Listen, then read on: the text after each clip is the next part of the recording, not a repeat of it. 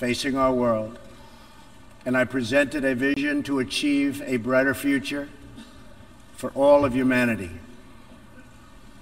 Today I stand before the United Nations General Assembly to share the extraordinary progress we've made. In less than 2 years, my administration has accomplished more than almost any administration in the history of our country. America's so true.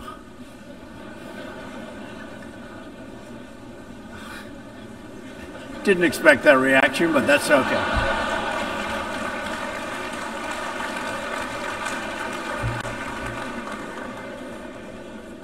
America's economy is booming like never before. Since my election, we've added $10 trillion in wealth. The stock market is at an all-time high in history, and jobless claims are at a 50-year low. African American, Hispanic American, and Asian American unemployment have all achieved their lowest levels ever recorded. We've added more than 4 million new jobs, including 500,000 manufacturing jobs. We have passed the biggest tax cuts and reforms in American history.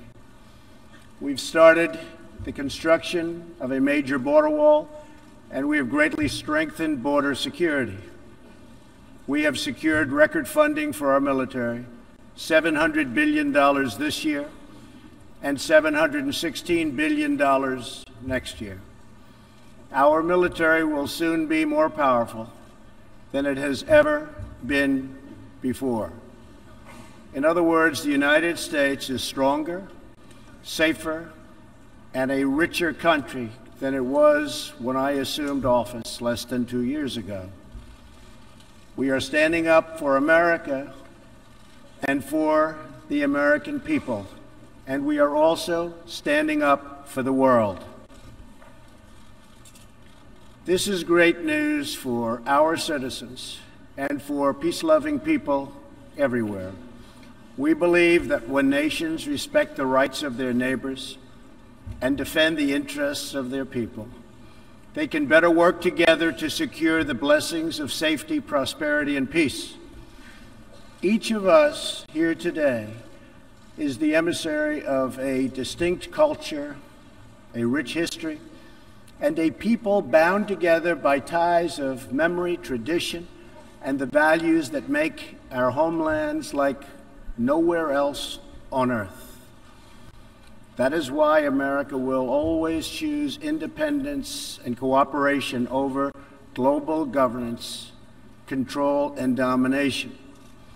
I honor the right of every nation in this room to pursue its own customs, beliefs, and traditions. The United States will not tell you how to live or work or worship. We only ask that you honor our sovereignty in return. From Warsaw to Brussels to Tokyo to Singapore, it has been my highest honor to represent the United States abroad. I have forged close relationships and friendships and strong partnerships with the leaders of many nations in this room, and our approach has always yielded incredible change. With support from many countries here today, we have engaged with North Korea to replace the specter of conflict with a bold and new push for peace. In June, I traveled to Singapore to meet face-to-face with North Korea's leader, Chairman Kim Jong-un. We had highly productive conversations and meetings, and we agreed that it was in both countries' interest to pursue the denuclearization of the Korean Peninsula. Since that meeting, we have already seen a number of encouraging measures that few could have imagined only a short time ago. The missiles and rockets are no longer flying in every direction. Nuclear testing has stopped. Some military facilities are already being dismantled. Our hostages have been released, and as promised, the remains of our fallen heroes are being returned home to lay at rest in American soil. I would like to thank Chairman Kim for his courage and for the steps he has taken, though much work remains to be done. The sanctions will stay in place until denuclearization occurs. I also want to thank the many member states who helped us reach this moment, a moment that is actually far greater than people would understand, far greater, but for also their support and the critical support that we will all need going forward. Special thanks to President Moon of South Korea, Prime Minister Abe of Japan, and President Xi of China. In the Middle East, our new approach is also yielding great strides and very historic change.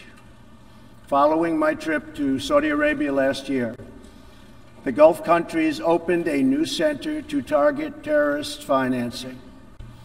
They are enforcing new sanctions, working with us to identify and track terrorist networks, and taking more responsibility for fighting terrorism and extremism in their own region. The UAE, Saudi Arabia, and Qatar have pledged billions of dollars to aid the people of Syria and Yemen, and they are pursuing multiple avenues to ending Yemen's horrible, horrific civil war. Ultimately, it is up to the nations of the region to decide what kind of future they want for themselves and their children. For that reason, the United States is working with the Gulf Cooperation Council, Jordan, and Egypt to establish a regional strategic alliance so that Middle Eastern nations can advance prosperity, stability, and security across their home region. Thanks to the United States military and our partnership with many of your nations, I am pleased to report that the bloodthirsty killers known as ISIS have been driven out from the territory they once held in Iraq and Syria. We will continue to work with friends and allies to deny radical Islamic terrorists any funding, territory, or support, or any means of infiltrating our borders. The ongoing tragedy in Syria is heartbreaking. Our shared goals must be the de-escalation of military conflict, along with a political solution that honors the will of the Syrian people. In this vein, we urge the United Nations-led peace process be reinvigorated. But rest assured, the United States will respond if chemical weapons are deployed by the Assad regime. I commend the people of Jordan and other neighboring countries for hosting refugees from this very brutal civil war. As we see in Jordan, the most compassionate policy is to place refugees as close to their homes as possible, to ease their eventual return to be part of the rebuilding process. This approach also stretches finite resources to help far more people, increasing the impact of every dollar spent. Every solution to the humanitarian crisis in Syria must also include a strategy to address the brutal regime that has fueled and financed it, the corrupt dictatorship in Iran. Iran's leaders sow chaos, death, and destruction. They do not respect their neighbors or borders or the sovereign rights of nations. Instead, Iran's leaders plunder the nation's resources to enrich themselves and to spread mayhem across the Middle East and far beyond. The Iranian people are rightly outraged that their leaders have embezzled billions of dollars from Iran's treasury, seized valuable portions of the economy, and looted the people's religious endowments, all to line their own pockets and send their proxies to wage war. Not good. Iran's neighbors have paid a heavy toll for the region's agenda of aggression and expansion. That is why so many countries in the Middle East strongly supported my decision to withdraw the United States from the horrible 2015 Iran nuclear deal and reimpose nuclear sanctions. The Iran deal was a windfall for Iran's leaders. In the years since the deal was reached, Iran's military budget grew nearly 40%. The dictatorship used the funds to build nuclear-capable missiles, increase internal repression, finance terrorism, and fund havoc and slaughter in Syria and Yemen. The United States has launched a campaign of economic pressure to deny the regime the funds it needs to advance its bloody agenda. Last month, we began reimposing hard-hitting nuclear sanctions that have been lifted under the Iran deal. Additional sanctions will resume November 5th, and more will follow. And we are working with countries that import Iranian crude oil to cut their purchases substantially. We cannot allow the world's leading sponsor of terrorism to possess the planet's most dangerous weapons. We cannot allow a regime that chants death to America and that threatens Israel with annihilation to possess the means to deliver a nuclear warhead to any city on earth. Just can't do it. We ask all nations to isolate Iran's regime as long as its aggression continues. And we ask all nations to support Iran's people as they struggle to reclaim their religious and righteous destiny. This year, we also took another significant step forward in the Middle East in recognition of every sovereign state to determine its own capital. I moved the U.S. Embassy in Israel to Jerusalem. The United States is committed to a future of peace and stability in the region, including peace between the Israelis and the Palestinians. That aim is advanced, not harmed, by acknowledging the obvious facts. America's policy of principled realism means we will not be held hostage to old dogmas, discredited ideologies, and so-called experts who have been proven wrong over the years, time and time again. This is true not only in matters of peace, but in matters of prosperity. We believe that trade must be fair and reciprocal. The United States will not be taken advantage of any longer. For decades, the United States opened its economy, the largest by far on earth, with few conditions. We allowed foreign goods from all over the world to flow freely across our borders. Yet, other countries did not grant us fair and reciprocal access to their markets in return. Even worse, some countries abused their openness to dump their products, subsidize their goods, target our industries, and manipulate their currencies to gain unfair advantage over our country. As a result, our trade deficit ballooned to nearly $800 billion a year. For this reason, we are systematically renegotiating broken and bad trade deals.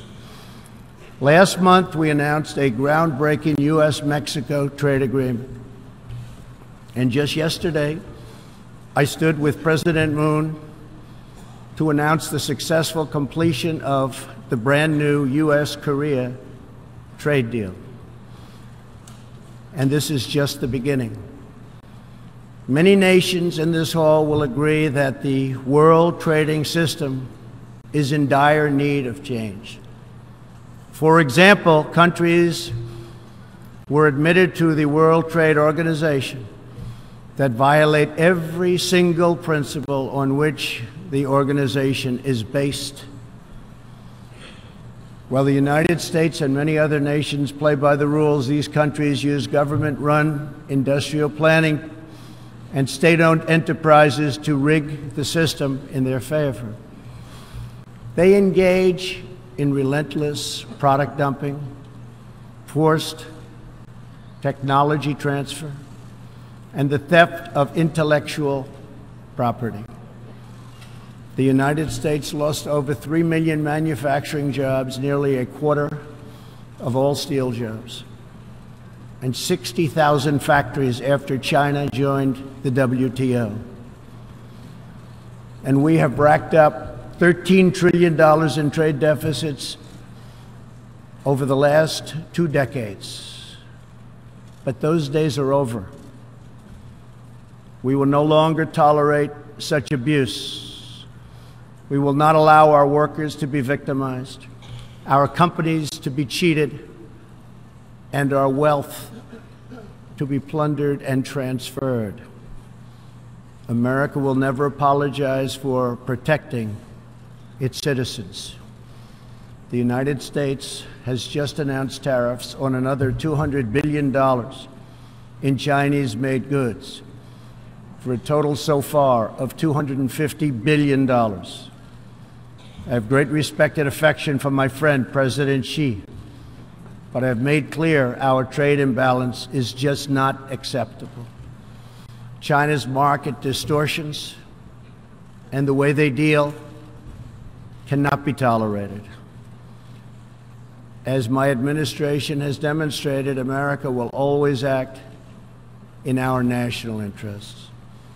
I spoke before this body last year and warned that the UN Human Rights Council had become a grave embarrassment to this institution, shielding egregious human rights abusers while bashing America and its many friends. Our ambassador to the United Nations, Nikki Haley, laid out a clear agenda for reform, but despite reported and repeated warnings, no action at all was taken. So the United States took the only responsible course. We withdrew from the Human Rights Council, and we will not return until real reform is enacted. For similar reasons, the United States will provide no support in recognition to the International Criminal Court. As far as America is concerned, the ICC has no jurisdiction, no legitimacy, and no authority. The ICC claims near universal jurisdiction over the citizens of every country, violating all principles of justice, fairness, and due process.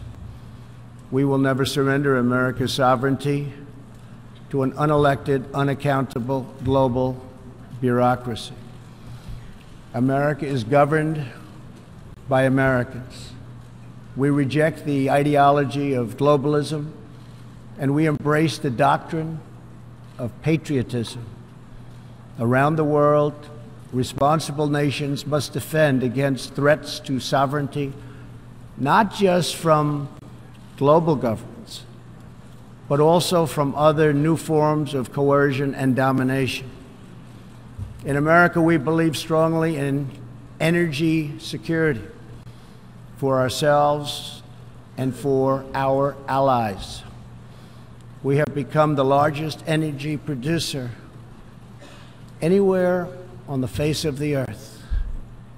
The United States stands ready to export our abundant, affordable supply of oil, clean coal, and natural gas.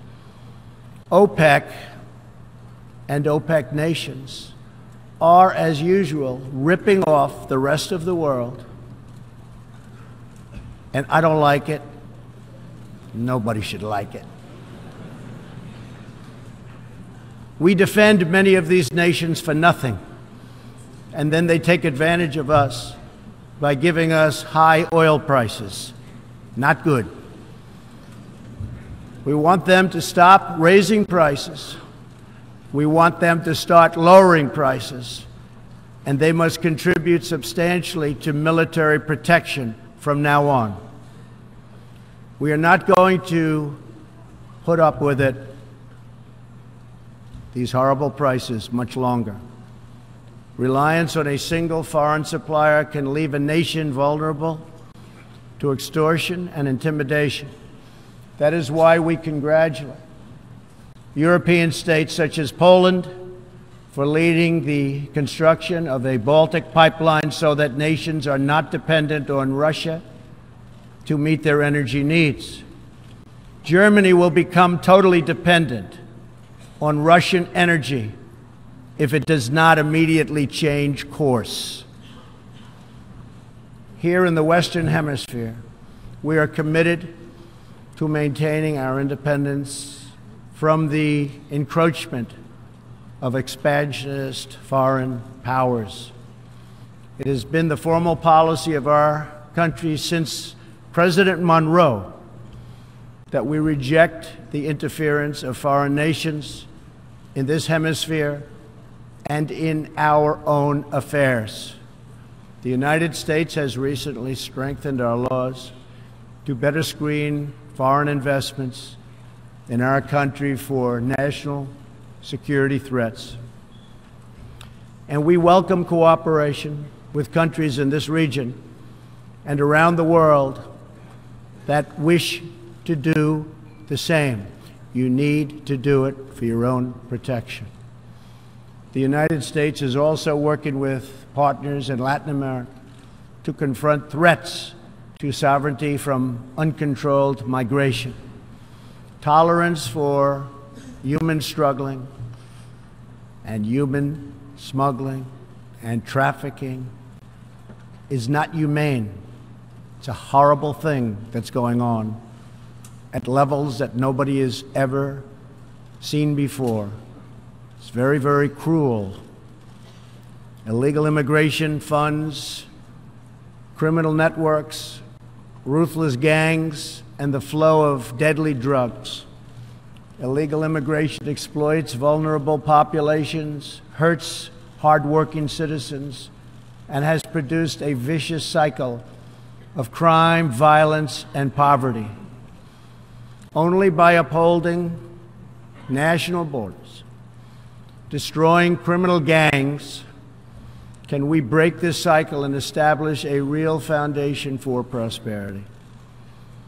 We recognize the right of every nation in this room to set its own immigration policy in accordance with its national interests, just as we ask other countries to respect our own right to do the same, which we are doing. That is one reason the United States will not participate in the new Global Compact on Migration. Migration should not be governed by an international body unaccountable to our own citizens. Ultimately, the only long-term solution to the migration crisis is to help people build more hopeful futures in their home countries, make their countries great again. Currently, we are witnessing a human tragedy, as an example, in Venezuela. More than 2 million people have fled the anguish inflicted by the socialist Maduro regime and its Cuban sponsors. Not long ago, Venezuela was one of the richest countries on earth. Today, socialism has bankrupted the oil-rich nation and driven its people into abject poverty. Virtually everywhere socialism or communism has been tried, it has produced suffering, corruption, and decay. Socialism's thirst for power leads to expansion, incursion, and oppression. All nations of the world should resist socialism and the misery that it brings to everyone. In that spirit, we ask the nations gathered here to join us in calling for the restoration of democracy in Venezuela. Today we are announcing additional sanctions against the repressive regime, targeting Maduro's inner circle and close advisors. We are grateful for all of the work the United Nations does around the world to help people build better lives for themselves and their families. The United States is the world's largest giver in the world by far of foreign aid, but few give anything to us. That is why we are taking a hard look at U.S. foreign assistance that will be headed up by Secretary of State Mike Pompeo. We will examine what is working, what is not working, and whether the countries who receive our dollars and our protection also have our interests at heart. Moving forward, we are only going to give foreign aid to those who respect us and, frankly, are our friends. And we expect other countries to pay their fair share for the cost of their defense. The United States is committed to making the United Nations more effective and accountable. I have said many times that the United Nations has unlimited potential. As part of our reform effort, I have told our negotiators that the United States will not pay more than 25% of the UN peacekeeping budget. This will encourage other countries to step up, get involved, and also share in this very large burden. And we are working to shift more of our funding from assessed contributions to voluntary, so that we can target American resources to the programs with the best record of success. Only when each of us does our part and contributes our share can we realize the UN's highest aspirations. We must pursue peace without fear, hope without despair, and security without apology. Looking around this hall, where so much history has transpired, we think of the many before us who have come here to address the challenges of their nations and of their times. And our thoughts turn to the same question that ran through all their speeches and resolutions, through every word and every hope. It is the question of what kind of world will we leave for our children, and what kind of nations they will inherit. The dreams that fill this hall today are as diverse as the people who have stood at this podium, and as varied as the countries represented right here in this body are. It really is something. It really is great, great history. There is India, a free society, over 1 billion people, successfully lifting countless millions out of poverty and into the middle class. There is Saudi Arabia, where King Salman and the Crown Prince are pursuing bold new reforms. There is Israel, proudly celebrating its 70th anniversary as a thriving democracy in the Holy Land. In Poland, the great people are standing up for their independence, their security, and their sovereignty. Many countries are pursuing their own unique visions, building their own hopeful futures, and chasing their own wonderful dreams of destiny, of legacy, and of a home. The whole world is richer. Humanity is better because of this beautiful constellation of nations, each very special, each very unique, and each shining brightly in its part of the world. In each one, we see awesome promise of a people bound together by a shared past and working toward a common future. As for Americans, we know what kind of future we want for ourselves. We know what kind of a nation America must always be. In America, we believe in the majesty of freedom and the dignity of the individual. We believe in self-government and the rule of law, and we prize the culture that sustains our liberty, a culture built on strong families, deep faith, and fierce independence. We celebrate our heroes. We treasure our traditions. And above all, we love our country. Inside everyone in this great chamber today, and everyone listening all around the globe, there is the heart of a patriot that feels the same powerful love for your nation, the same intense loyalty to your homeland, the passion that burns in the hearts of patriots and the souls of nations has inspired reform and revolution, sacrifice and selflessness, scientific breakthroughs, and magnificent works of art. Our task is not to erase it, but to embrace it, to build with it, to draw on its ancient wisdom, and to find within it the will to make our nations greater, our region safer, and the world better.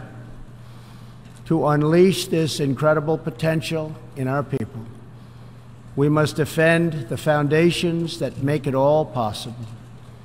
Sovereign and independent nations are the only vehicle where freedom has ever survived, democracy has ever endured, or peace has ever prospered. And so we must protect our sovereignty and our cherished independence above all. When we do, we will find new avenues for cooperation unfolding before us. We will find new passion for peacemaking rising within us. We will find new purpose, new resolve, and new spirit flourishing all around us, and making this a more beautiful world in which to live. So together, let us choose a future of patriotism, prosperity, and pride. Let us choose peace and freedom over domination and defeat. And let us come here to this place to stand for our people and their nations, forever strong, forever sovereign, forever just, and forever thankful for the grace and the goodness and the glory of God. Thank you, God bless you, and God bless the nations of the world. Thank you very much. Thank you. On behalf of the General Assembly, I wish to thank the President of the United States of America for the statement just made. May I request representatives to remain seated